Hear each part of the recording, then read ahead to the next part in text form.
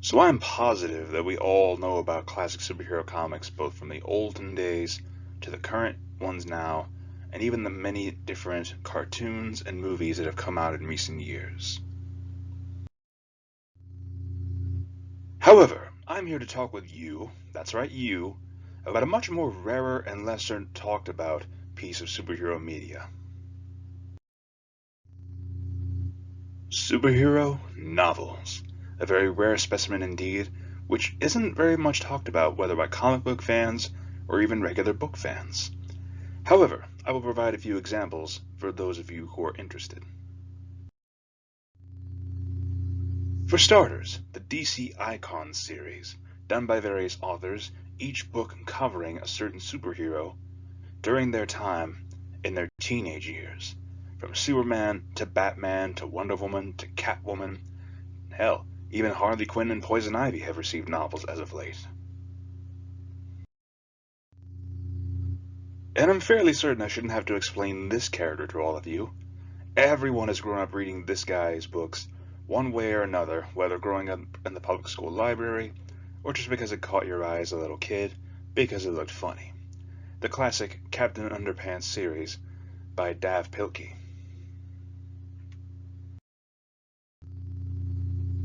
However, the subject for today's video will actually be covering a much more different type of superhero origin story, one that has neither to do with Marvel nor DC, and is in fact its own independent work. Not only that, but it is very much meant for both teens as well as adults. I am of course referring to Victor Boone Will Save Us by David Joel Stevenson. Let's get started, shall we? So to give some first background on how I was able to obtain this book, I actually got to meet David at a recent comic convention and was able to receive a signed copy of this book. Now for me, I had never actually heard of a superhero novel other than the ones that had been mentioned above. So I was actually curious to see just what this novel was about. So, Victor Boone Will Save Us is about the story of a young man named Victor Boone. A tall, muscled, very popular school jock of a man who is praised as the city's newest superhero.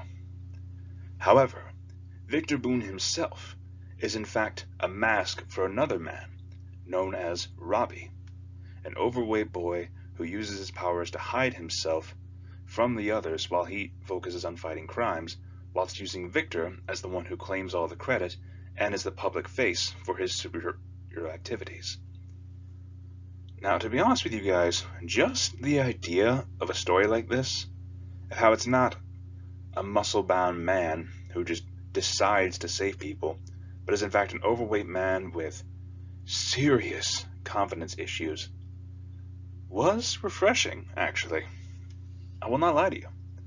Robbie himself is actually a very unique character because he suffers from social anxiety as well as post-traumatic stress disorder.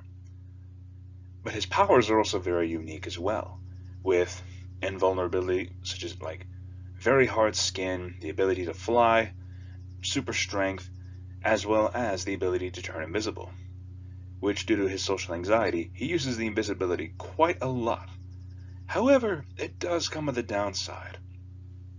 He cannot unfortunately turn his clothes invisible, so the poor guy is forced to fly around completely naked in order to fight crime, whilst he's with Victor Boone. So the story opens up with, first of all, Victor Boone in the process of stopping a bank robbery. Robbie's of course in hiding, watching all this go down, whilst giving instructions to Victor to not be so crass with the people he's trying to save, mostly because he wants to retain a good public image. However, during the fight, Robbie winds up accidentally killing one of the thugs, whilst at the same time, Victor Boone himself is shot and killed right in front of everybody, in front of a live TV audience. Because of this, Victor Boone is declared dead, and the city is left without a hero, because Robbie himself is too anxious to leave his apartment to fight crime due to his own social anxiety as well as his own poor self-image. However, a classmate of his, known as Maria, a up-and-coming reporter, actually finds out Robbie's secret by surveying video footage where just for a brief second, Robbie actually shows up fighting crime during the bank robbery. And, to be quite honest, that's just sheer detective work right there. The fact that you were able to notice that just from like a brief second of footage, that's just pure detective and investigative work. I love it.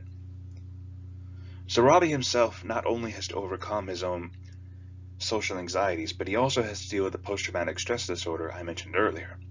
Now this actually comes from his childhood memories of watching his father and mother being tragically killed before him in a lab accident, which granted him his superpowers to begin with.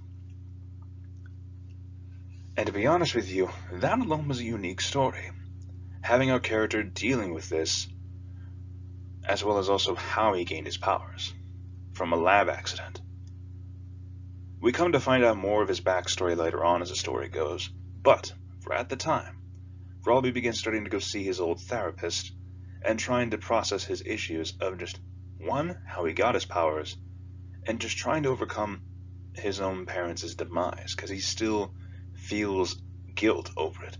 And in fact, he even feels guilt for killing the criminal that he did, even if it wasn't a blind state of rage. However, Robbie himself was a very fascinating character. I liked how he's so degrading of himself, and yet at the same time he's more than willing to go out of his way to save people.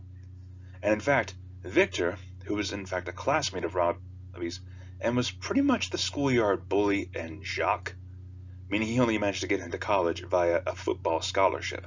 But because his grades kept dropping, he was forced to interact with Robbie just to make sure he wouldn't slip up and leave the football team, which was the only thing Victor cared about, was staying on the team. So he and Robbie struck up a bit of a partnership, as well as having Maria even stand up for Robbie, because all three of these people were classmates together in the same college. Now Victor actually finds out about Robbie's superpowers when one night, as they're passing by a drunken party, a young woman almost falls off a building straight to the ground, but Robbie, in a moment of instinct, saves the young woman's life, and Victor witnesses everything. However, Robbie actually manages to get out of there, but the woman, regaining consciousness, sees Victor, and Victor takes the credit for saving her, thus forming their partnership of, while Victor will serve as the public face of the superhero world, Robbie will be the one doing the real action and saving behind the scenes. He'll be able to keep himself invisible, Victor Boone gets the credit, and they both win. And I still like that. Robbie is a vulnerable character who still wants to save people. And despite all of this, he eventually is forced to come face to face with a new supervillain on the rise in his entire city, as crime rates have gone and skyrocketed in his absence. So throughout all of this, he tries to uncover who this main villain is, what their goal is, what they are trying to do, which leads him back into questions about his past, such as what was it that caused the lab experiment that granted him his powers and it cost his parents their lives? Why is it that a scientist friend of his father went into hiding after working for a rich client? These are all questions that he tries to figure out, even though it winds up costing him on a personal level, because those who he ends up telling about his powers, whether it be Maria or his therapist, they all come under fire by this new supervillain. And I like this. This is a classic superhero origin story. And because of this, Robbie is forced to go out of his way and step out of his comfort zone to try to save the people that he has protected before.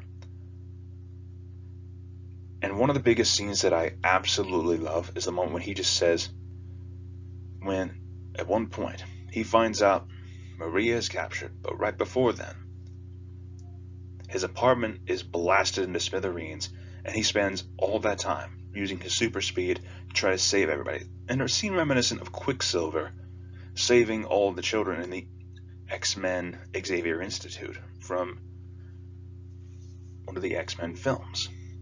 I liked that. I liked how it felt like a callback to that, because Robbie's just desperately trying to save everybody within his old apartment building because he feels personally responsible for putting them in the line of fire. Over the course of this, I like how Maria and Robbie grow closer together. I wouldn't say it's romantic just yet, but it's definitely the buds of it right there. Maria actually grows to respect Robbie and just learns that he gave up a lot just to be able to keep doing what he's doing and saving people. He never took the credit for any of his rescues and let the one who bullied him back in school take the credit. But all the same, it was Robbie always trying to save the people. And I like this.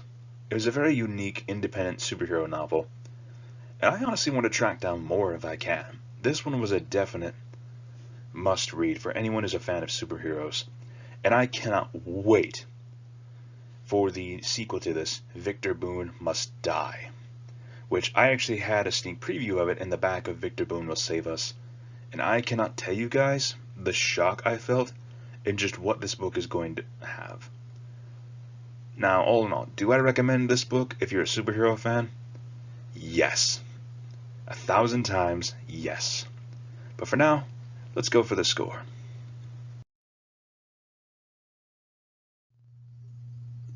So all in all, I will give Victor Boone a solid 10 out of 10. David Joel Stevenson still does a fantastic job with his writing style, and if you're interested, I will leave a link to one of his other works that I've covered recently.